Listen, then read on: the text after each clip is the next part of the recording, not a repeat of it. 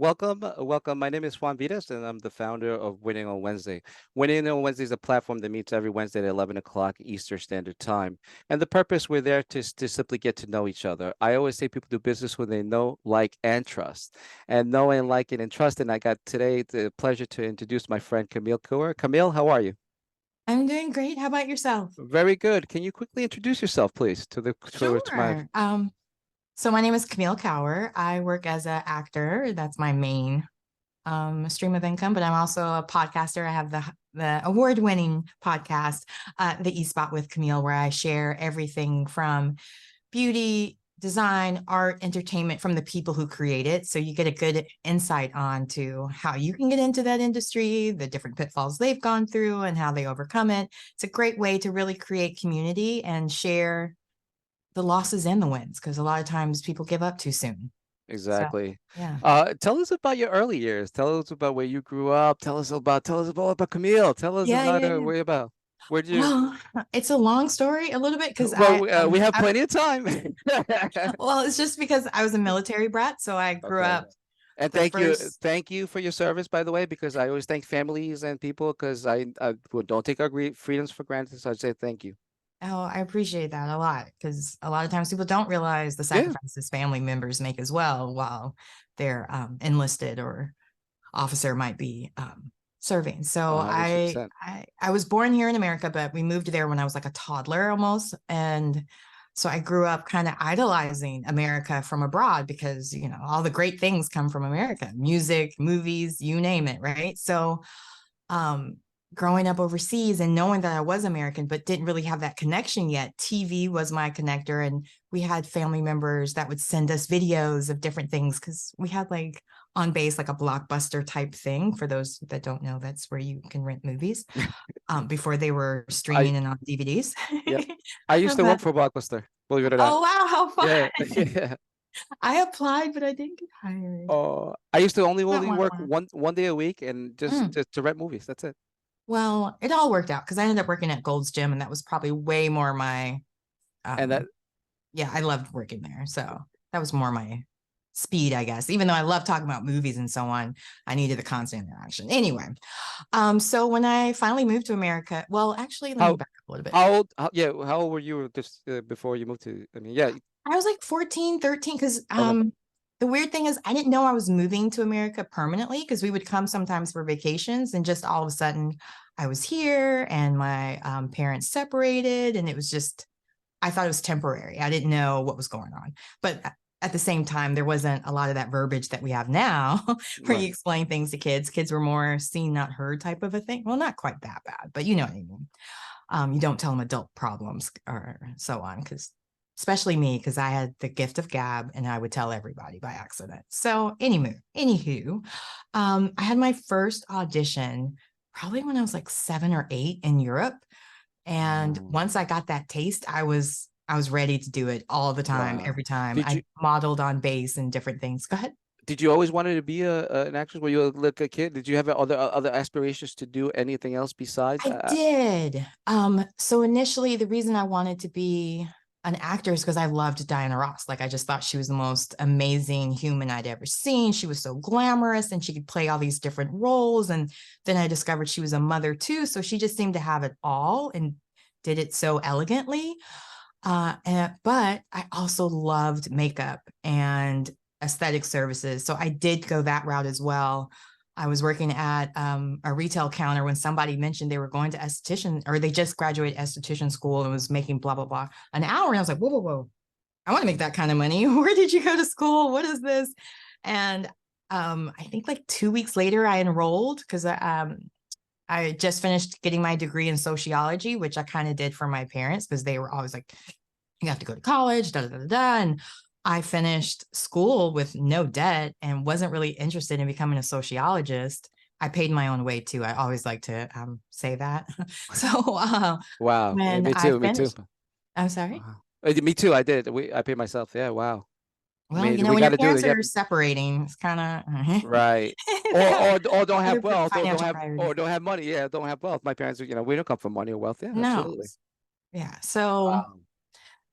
um I was kind of like, well, now what do? I don't want to be a sociologist. I did like studying all of that, but it wasn't my passion, so to speak. So I went to esthetician school, paid for that myself too. And I was going to work at the same time to help pay for it. And when I finished, I got overlooked for a promotion because they just presumed I wasn't interested in working there anymore. So it just gave me more fire to go find something better. And I became an assistant manager at a spa.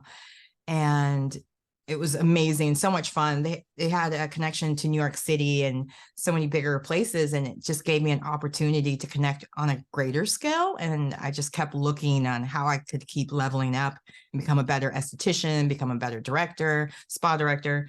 And I like the consistency of having a normal job, so to speak, because my mom and my father, they were both in the entertainment industry. So it was like sometimes they would work and there'd be long times they didn't work and you never knew when you were going to work again type of thing. So I wanted something a little more steady. And I also wanted to be a makeup artist on film. And I tried that out as well. So it's one of those things like I always just leaped and expected the net to be there for me. So I just would try things because, I kind of didn't really have a strict path of you must do this, you must do that. In some ways, I almost wished I did, where my parents like just told me to be a doctor, told me to be, like I just didn't have that limitation. So I just was like, well, let's see, it's my life. Let me see what I enjoy. And I just keep finding things that give me joy, and I also can make some money at it sometimes. So, So it's worked out for me in that wh- sense.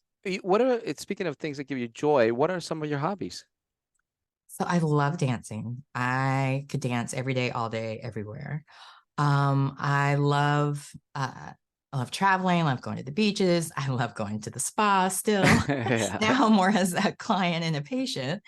And like when you work in entertainment as an actor, like your job is a lot of times people think of it as a hobby, but it's a profession. So when I'm not working, I'm studying, I'm creating, I'm practicing, I'm doing auditions. So even just living life, learning new hobbies, it Right. helps me be more profitable because on Actors Access, they have like lists of things that can you do. And so I like clicking, I like to see how many boxes I can click and more things I can learn and never stop learning. I like every chance I get, I'm in class, I'm learning something new, perfecting my craft, becoming.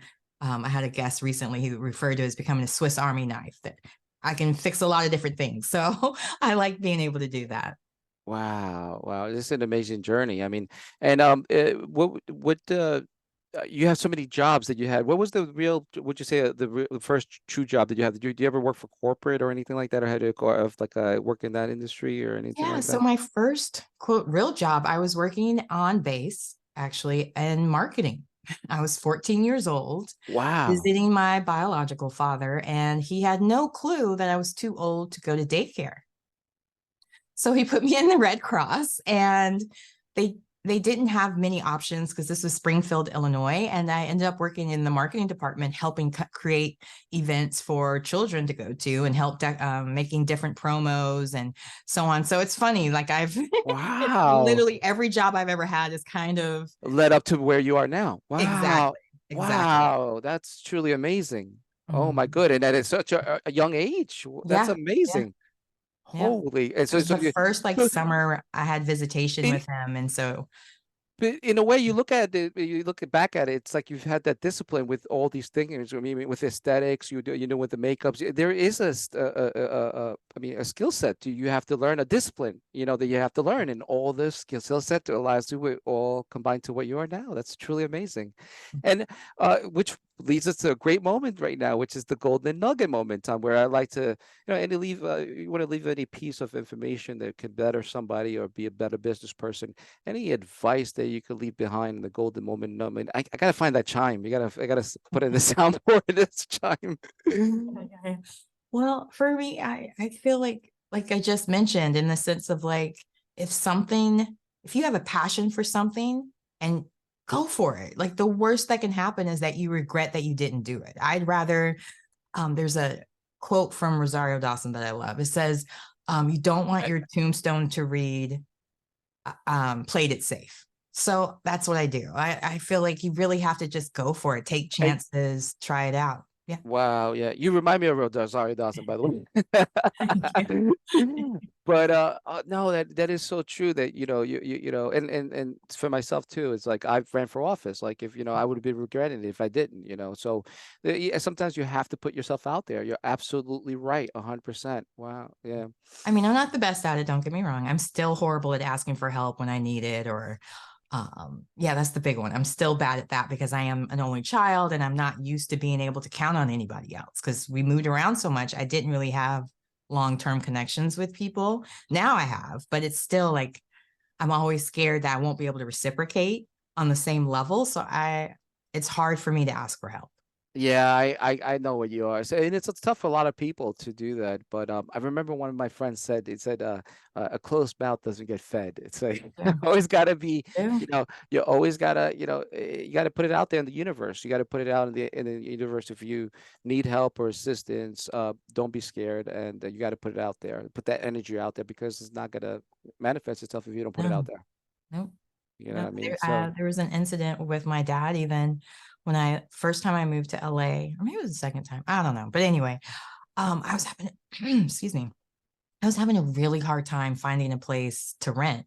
And I was still going to work every day. I was working with him on set.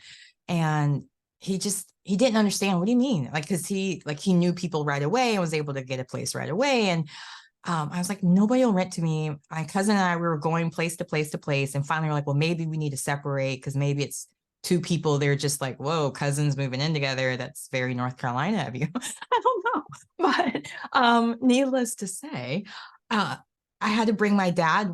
Like, I had a breakdown at dinner with him because he was just like, I don't understand why you're having such a hard, because I was living with him too. That's what it was. I was living with him too. And he was like, I don't understand why it's taking you so long to find a place. And I was like, it's impossible. I've been going to these places, and as soon as I walk in, they're like, it's been rented for a year out and they paid cash. I'm like, sure they did. But it kept happening. So he finally came with me to the next place that I went to rent, and they rented to me immediately. It might have been that he gave him the universal card to prove it. He could vouch that I wasn't just a working actor, that I actually had a job, or not a working actor, that I wasn't just a starving artist, I actually was a working actor, and so on. So, but we yeah. ended up becoming like best friends too with my landlord. So it really worked out. Like I'm Oh glad those other wow. places didn't, because Isn't I didn't have isn't that crazy when it always some things when turn something like a negative to positive, or something works out great at the end. It's always Mhm. great when you have that, and it was something you're always thinking, oh, this is gonna be something bad, but it turns out to be good. That's Yeah, always I love when great. that happens. So that's always great. Do you belong to any other networking groups or communities, organizations, or spheres influences? So I'm a serial volunteer. Okay. Because I am an extrovert. I like meeting people, and I like meeting people with common interests. So I do volunteer. I am the adult advisor for the Wake County Teen Democrats. And I love that group. It's just so inspiring to hear young people and their ideas and what they're fighting for. And sometimes when you get older, you have different priorities and you forget what's really bothering the younger generation. So just having that opportunity to talk to them is amazing. Of course, I'm in Screen Actors Guild. I love going to all their virtual classes that were available during the pandemic, because like I live in North Carolina. There's not, everything's far, as Yeah. far as classes, because most of the work is in Wilmington and Greensboro, and I live in a different area. So it was nice to have, excuse me, access to professional classes straight from home. I'm trying to think of, and I join all these different media groups here locally, and business groups as well, just to get inspired and to find guests to have on my show too. Um, I'm involved a lot. To name it all would be not quite a phone book. That was a book that we kept phone numbers in back in the day. You might get some delivered and recycle it, but yeah, it's been a while. I mean, I join a lot of different things and test it out, because not all groups are equal. Right. So tell us about your services, what to the audience. Tell us about what you do, and any plans or goals that you have. So Yeah, well, so my main thing is my podcast. I love having different guests on that are in the entertainment, art, beauty, and design world, because I think those are the areas that are the hardest nuts to crack, to get into, to get to a point where you can actually make a sustainable income. So hearing from people who've done it is always encouraging no matter what industry you're in, but even people who maybe could help like level up my quality of my show too, in that sense too, like audio people, visuals.